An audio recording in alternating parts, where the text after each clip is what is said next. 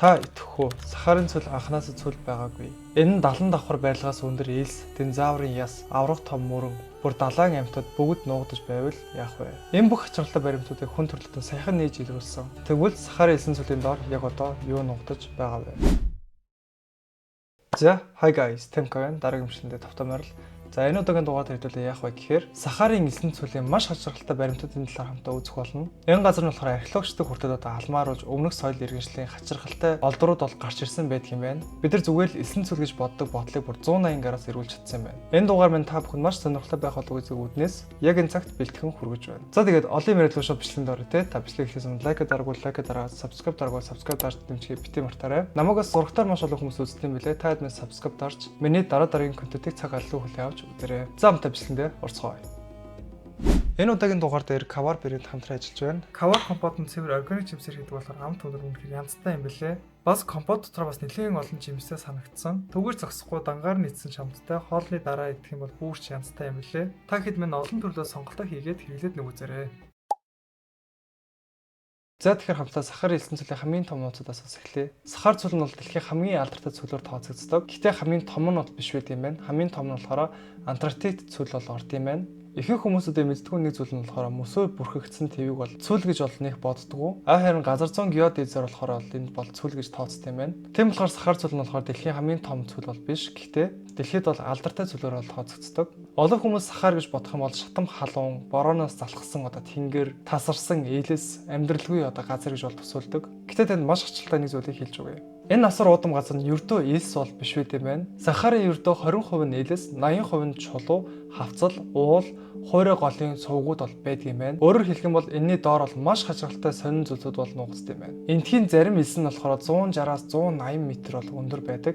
Энгийнээр бодох юм бол 70 давхар барилтаа тэнцэх хэмжээний өндөртэй юм байна. Гэхдээ илүү сонирхолтой асуулт нь юу вэ гэхээр яагаад энэ их элс бий болсон бэ? Энэ бүх элс хаанаас гарч ирсэн бэ? Гэхдээ энэний хариултыг маш их гайхшруулна. За тэгэхээр хамтаа түүхээр явах юм бол сахара цөл нь болохоор сайхан хүртэл ногоон ой, нуур, гол мөрөнтэй жихэн диважийн газар бол байсан юм байна. Мянган амьтад хүн төрөлхтөн энд амьдарч бол байсан гэж бол түүхэн нотлохотой байт юм байна. Гэхдээ яаж одоо гинэт ийм их хэлстэй болсон бэ гэхээр үүнийг эрдэмтэд сайхан бол баталж нотолсон юм байна. 2010 онд NASA-гийн радараар элсэн доор нэг сонирхолтой зүйлийг бол олж илрүүлсэн. Тэр зүйл нь болохоор асар том эртний нуур байсан юм байна.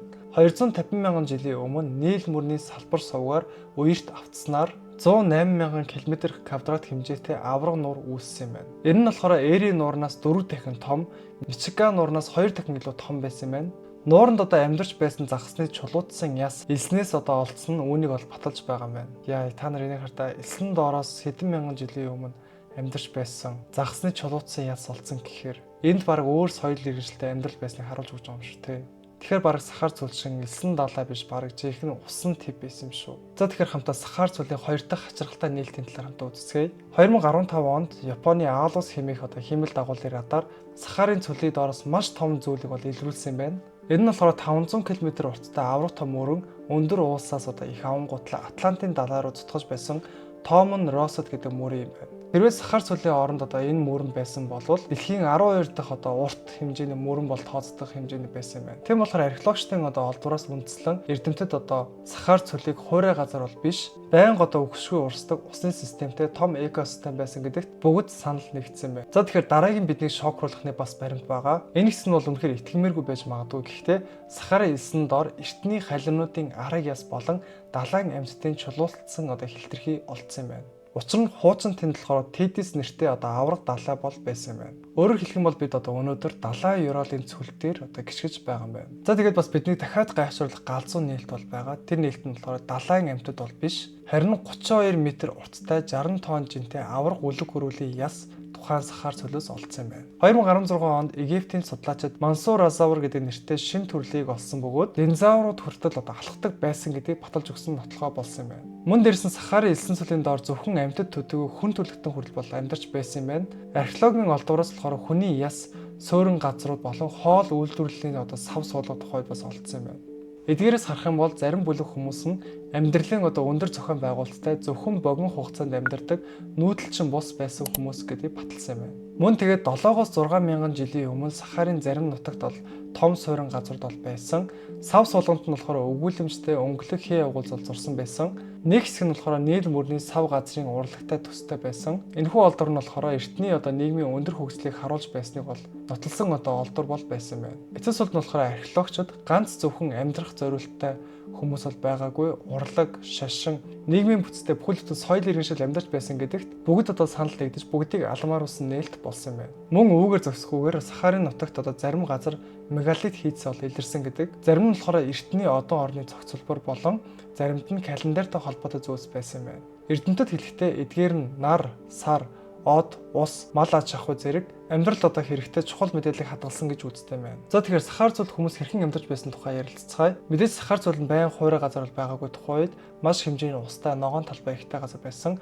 Манай эртний өмнөх 200-аас манай эртний 700-аад оны хугацаанд Грамт шууд гих эртний овог энд бол амьдарч байсан. Тэнд болохоор суурин газрууд, форт, хамгаалтын байгууламжууд болон усан сувгууд Сахар зуулд бол барьж байсан юм байна. Эдгээр сувгууд нь болохоор газрын тариалан хийгээд амьдралын уус хангахад хот тосгоны усыг тэтгэх журмаар бол барьж байсан юм байна. Товчхон хэлэх юм бол грамтчууд ус ашиглан амьдрах орчин зохион байгуулсан ч цаг хугацаа явах тусам ус нь илүү хуурайшиж, элсээр дарагдаж хүмүүсүүдийн суурин газрууд мартагдаж эхэлсэн юм байна. Мөн бас өдийг хүртэл Сахарын элсэн цөлийн доор орчлонгийн үйл явц бол хэзээ ч зогсоогүй байт юм байна. Либийн элсний шил энэ нь болохоор тусгай төрлийн чулуулаг 98% нь силикон оксидтай байт юм байна. Энэхүү материал нь болохоор 29 жилийн настай маш эртний материал юм байна. За үүслээ нь болохоор эрдэмтэд таамагласан юм байна. Энэ нь болохоор солир дэлхий дээр унах мөчөд бол гарч ирсэн. Эсвэл тэнгэрээс мөсөн хэлбэртэй зүйл бол унсан гэсэн таамаг төвшүүлсэн байна. Надад бол энэ олдор үнэхээр намайг бол гайхшруулсан. Яагаад вэ гэхээр 29 сая жилийн настай маш өндөр силиконтой гайхалтай нууцлаг шилний хэлтэрхий энд гарч ирсэн гэхээр нэрэл 29 сая жилийн өмнө энэ солир мөргөлдөжсэн байх магадaltaй юу? Та хэд мань юу гэж бодож байна? Коммент дээрээс бичүүлдээгээрэй.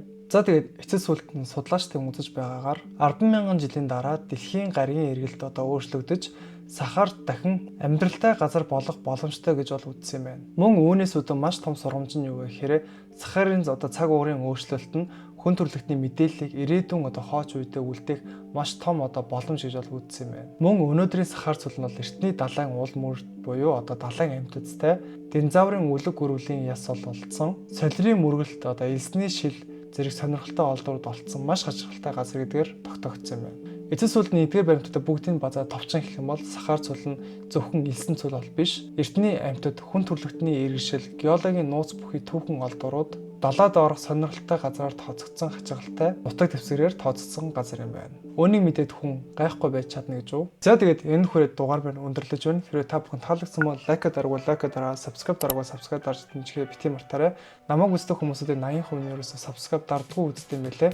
Та хэд мань лайк дарж, subscribe дарж дэмжихээ бити мартаарай. Та хэд мань дараагийн дугаараар ямар төрлийн сонирхолтой контент төсөөх гэж коммент дээр заавал бичиж үлдээгээрэй. За тэгээд дараагийн контентоор уулзцгаая.